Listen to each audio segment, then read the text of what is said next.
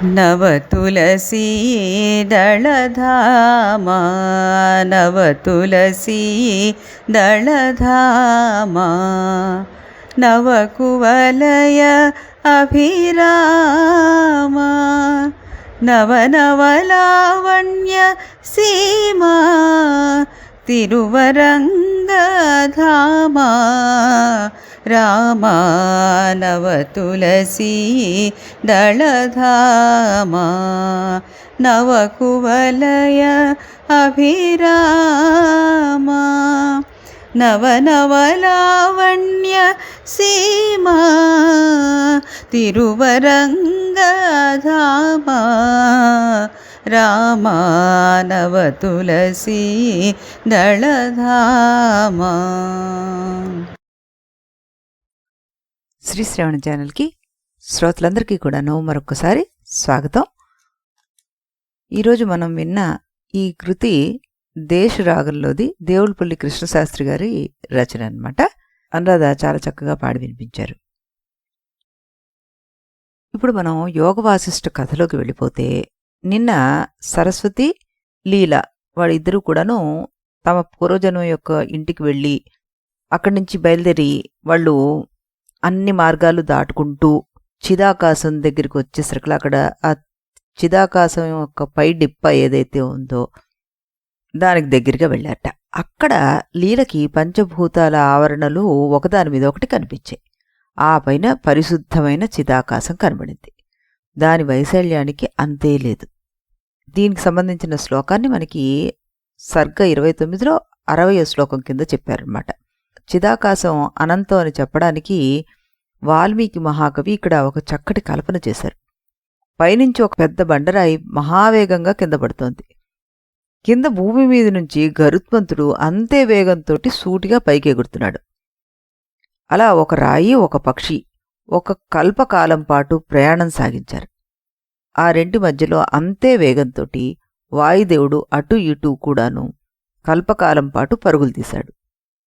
అయినా సరే ఇటు రాయను గాని అటు గరుత్మంతుడిని గాని ముట్టుకోలేకపోయాడు. చిదాకాశ వైశాల్యం అంతటిదన్నమాట. చిదాకాశం పూర్తిగా అపరిచ్ఛిన్నం అని చెప్పడమే శ్లోకం యొక్క ఉద్దేశం. అప్పుడు వశిష్ఠుడు ఈ కథ చెప్తూనే రాముడు వాడితో ఏమన్నారు, రామా, చిదాకాశం యొక్క స్థితి అలాంటిదయ్యా, అదే నిజమైన వస్తువు. అయితే ఇందాక చాలా బ్రహ్మాండాలు వాటి వ్యవహారాలు చెప్పాం కదా, అదంతా అజ్ఞుల దృష్టిని అనుసరించి చెప్పాం, అంత మాత్రమే. అయితే అజ్ఞులకి మాత్రం ఇవన్నీ ఎలా కనిపిస్తాయి అంటావేమో నువ్వు.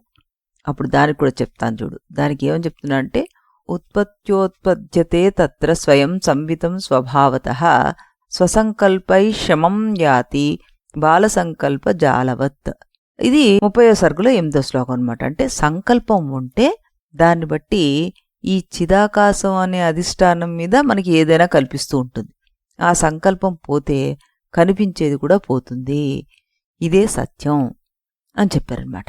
చెప్పగానే రాముడు వారు ఓ ప్రశ్న వేశారు, గురుదేవా, మీరు మాటిమాటికి చిదాకాశం అనబడేటటువంటి పరమాత్మ మీద ఆధ్యాస రూపంగా ఈ ప్రపంచం ఏర్పడుతోందని చెప్తున్నారు. మళ్ళీ ఈ పరమాత్మకు దిక్కులు కాలాలు లేవు అని కూడా చెప్తున్నారు. ఏ దిక్కు లేకపోతే మీద అనే మాట ఎలా కుదురుతుంది? పరమాత్మ మీద ప్రపంచం ఆరోపితమైంది అంటే కింద పరమాత్మ, ఆయన మీద ప్రపంచము ఉన్నట్టే కదా. ఇలా అంటే పరమాత్మలో పైన కింద అని దిక్కులు ఉన్నట్టే కదా. అదీ కాకుండా గురుదేవా, ఈ పరమాత్మలో నిజంగా దిగ్విభాగం లేకపోనట్లయితే ఆయనలోంచి పుట్టిన ఈ ప్రపంచం అవి ఎలా వస్తున్నాయి? అందువల్ల కూడా పరమాత్మలో దిక్కులు ఉన్నాయని చెప్పాలి. దీనికి మీరేమంటారు అంటూ ప్రశ్న వేశారు. అప్పుడు వశిష్ఠుల వారు ఇలా చెప్పారు, రామా, ఒకడికి కొంచెం కంటి దోషం ఉంది. ఒకడికి ఆకాశంలో వెంట్రుకలు ఉండలుండలుగా కనబడుతున్నాయి. అంటే మనకి అప్పుడప్పుడు ఫ్లోటర్స్ అంటూ ఉంటారు కదా, ఫ్లోటర్స్ అని కొన్ని ఇలా వెంట్రుకలు లాంటివి మన కళ్ళ ముందు కనబడుతూ ఉంటాయి. కొంచెం కంటికి ఎప్పుడైనా నలతగా ఉన్నప్పుడు కనబడుతూ ఉంటాయి అన్నమాట. ఆకాశంలో వెంట్రుకలు ఉండలు ఉండలుగా ఎక్కడి నుంచి వచ్చాయి? అవి లేనేలేవు. ఈ విషయాన్ని చెప్పేటప్పుడు మనం వాడి కంటి దోషం వల్ల ఆకాశం మీద వెంట్రుకల ఉండలను ఆరోపించుకుంటున్నాడు అని చెప్తాం అనమాట. అలా చెప్పినంత మాత్రం చేత కింద ఆకాశం ఉందని, దాని మీద వెంట్రుకలు ఉందని అర్థం చెప్పచ్చా? చెప్పుకోకూడదు కదా. ఎందుకు చెప్పుకోకూడదంటే ఇక్కడ నిజంగా వెంట్రుకలు అనేవి లేనేలేవు. ఇవి నిజంగా ఉండి ఉంటే కింద ఉన్నాయా మీద ఉన్నాయా అనే చర్చ జరిగేది. నిజంగా లేని వాటి గురించి చర్చ ఏంటి అసలు? అలాగే పరమాత్మ మీద ఆరోపింపబడిన ఈ ప్రపంచం సత్యమైతే అప్పుడు పరమాత్మ ఆధారం అని, అందువల్ల ఆయన క్రింద ఉంటాడని, ప్రపంచం ఆయన మీద ఆధారపడి ఆధేయం అని, అందువల్ల అది మీద ఉంటుందని నువ్వు వాదించొచ్చు. ప్రపంచం సత్యమే కాదు కదా. ఇక కింద మీద వాదనలు ఎలా చెల్లుతాయి చెప్పు? ఇక నువ్వు అడిగింది ఏంటంటే, ఇక ఈ పరమాత్మలో దిగ్విభాగము ప్రపంచంలోకి ఎలా వచ్చింది అని అంటున్నావు. భ్రాంతి అంటే ఏమిటి?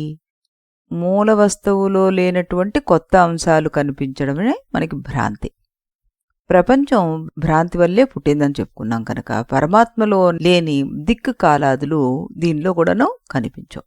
ఇక ఈ ప్రపంచంలో మనకు కనిపించే దిగ్విభాగము కూడాను సాపేక్షికమే కాని శాశ్వతం కాదు. మనం ఉండే భూమిని బట్టి ఇది క్రిందని, ఇది మీదని మనం చెప్పుకుంటున్నాం. అంతేకాని నిజమైన క్రింద దిక్కు అనేది లేదు, నిజమైన పైన దిక్కు అన్నది కూడా లేదు. పరమేశ్వరుడు సంకల్పిస్తే ఏది ఎటైనా కూడాను మార్చవచ్చు అని చెప్పి ఒక చిన్న శ్లోకం వాల్మీకి వారు భూమి ఆకర్షణ సిద్ధాంతం మీద రాశారనమాట. ఈనాటికి మన భూమి ఆకర్షణ సిద్ధాంతాన్ని కొంచెం పరామర్శించినట్టుగానే ఉంటుంది అది అంటూ రచయిత ఇందులో చెప్తున్నారు. భూమికి ఆకర్షణ శక్తి ఉందనే సిద్ధాంతం అధునాతన విజ్ఞాన శాస్త్రం కనిపెట్టిన నూతన సిద్ధాంతం అని నమ్మేవాళ్లు చాలామంది ఉన్నారు. ఇక్కడ ఈ సందర్భంలో వాల్మీకి మహర్షి రాసిన ఒక శ్లోకంలో ఆ ప్రసక్తి వచ్చింది మనకి. ఇది మనకి 30వ సర్గులో 11వ శ్లోకం అన్నమాట. ఏమని చెప్తోంది ఇది? అస్వాతంత్ర్యాత్ ప్రధావంతి పదార్థా సర్వ ఏవయత్ బ్రహ్మాదే పార్థివో భాగః తదదస్తూర్ధ్వా మన్యతే అన్నాడు. అంటే ఈ శ్లోకంలో సాహిత్యపరంగా చూస్తే ఏమీ అన్వయం కాదు. ఎందుకంటే దీంట్లో గురుత్వ సిద్ధాంత ప్రసక్తి ఉందని వెంటనే మనకి అర్థం కాదు. వ్యాఖ్యాత ఆనందబోధేంద్ర సరస్వతి గారు దీన్ని చక్కగా వివరించి చెప్పారు. అదేంటో మనం చూద్దాం. వాస్తవంగా కింద దిక్కు లేనే లేదనుకుంటే చెట్టు మీద నుంచి రాలి పండు కిందకు పడుతుంది అని నియమం ఎలా కుదురుతుంది అని ఒకడు ప్రశ్నించాడనుకోండి. దాన్ని బట్టి కింద దిక్కు అనేది ఒకటి వాస్తవంగా ఉంది, దాన్ని చెట్టు మీద పండు గుర్తించగలుగుతోంది అనుకున్నాడనుకోండి. దాంట్లో తప్పే ఉంది? తప్పుంది. ఎలాగంటే ప్రతి వస్తువులోనూ గురుత్వము అనే ఒక గుణం ఒకటి ఉంటుంది. గురుత్వం అంటే ఏమిటి? బరువు అని అందరూ అనుకుంటూ ఉంటారు, కానీ కాదు. ప్రతి పదార్థానికి తన యొక్క అంశాలను ఆకర్షించే శక్తి ఒకటి ఉంటుందన్నమాట. దీని పేరే గురుత్వం. ప్రతి ఇంద్రియము తనకు సంబంధించిన శబ్దాది గుణాలను ఆకర్షించుకోగలుగుతుంది. అలాగే పృథివ్యాది పంచభూతాలు కూడా తమ తమ అంశాలను తాము ఆకర్షించుకోగలవు. ఇదే గురుత్వం. ఈనాటి ఆధునిక విజ్ఞానం ప్రతి అణువు మరొక అణువును ఆకర్షిస్తుందని లేదా వికర్షిస్తుందని చెప్తోంది. పరమాణువులో ఉన్న అణుఖండాలకు ఆకర్షణ వికర్షణలు ఉన్నాయని కూడా చెప్తోంది. కాబట్టి ఇప్పుడు వాల్మీకి మహర్షి ప్రస్తావించిన గురుత్వ సిద్ధాంతంలో ఈ మాటలు లేవుగాని భూతాలు వాటి అంశలు అని ఉంది. అంశలు అంటే అణువులు, అణుఖండాలు. ఇది మనం తేలిగ్గా అర్థం చేసుకోగలం. ఈ దృష్టితో చూస్తే ఈనాటి గురుత్వ సిద్ధాంతం ఈనాటి భూమి ఆకర్షణ సిద్ధాంతానికి, అణ్వాకర్షణ సిద్ధాంతానికి ఎంత దగ్గరగా ఉందో మనం అర్థం చేసుకోగలం. ఇక మనం చెట్టు కాయ చర్చలోకి వెళ్తే చెట్టు మీద కాయ భూమిలోని ఒక అంశం. అందుచేత భూమిలోని గురుత్వ గుణం ఆ కాయను ఆకర్షిస్తోంది. అందువల్ల భూమి ఎటుంటే కాయ అటు వస్తుంది. అంతేకాని కింద దిక్కు అని తెలిసి కాయ కిందికి రావట్లేదు. లోకంలో కూడా ఇది కింద దిక్కని ఈ దిక్కుకు బోర్డు వేసి ఏం పెట్టడం లేదు. దీనికి వాల్మీకి మహర్షి మరొక మంచి ఉదాహరణ ఇచ్చారు. ఆ ఉదాహరణనే తర్వాత సూర్య సిద్ధాంత గ్రంథకర్త కూడాను స్వీకరించాడనమాట. ఈ భూమిని ఒక బంతి అనుకుందాం.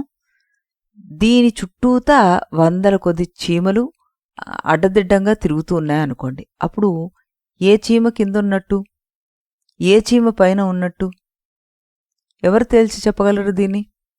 ఆ చీమకు కాళ్ళున్న దిక్కు కింద దిక్కు అవుతుంది, దాని వీపు ఉన్న దిక్కు పై దిక్కు అవుతుంది. ఇంతే మనం చెప్పగలిగింది. కనుక ఎవరికీ కూడా ఈ దిక్కు ఇదే అని నిర్ణయించి చెప్పడం సాధ్యం కాదు.